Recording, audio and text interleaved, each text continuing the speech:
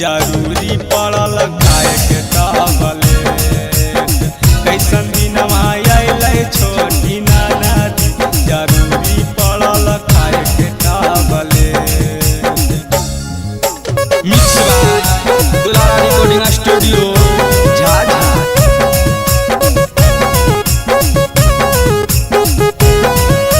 Presented by RES Music.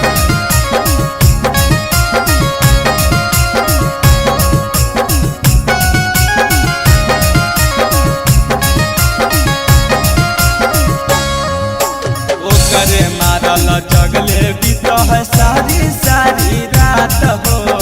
केतना मनाबै छियै मानै न मुअना बात हो, मानै न मुअना बात हो, मानै न मुअना बात हो। ओकरे मारल जगले बीत है सारी सारी रात हो। केतना मनाबै छियै मानै न मुअना बात हो। भेलै काम जोर देहिया लागल जाबा चोट हो। दर्द उठल कमहरा से हेठ। कैसन दिनवा अइलै छोटी ननदी, जरूरी पड़ल खाए के तबले।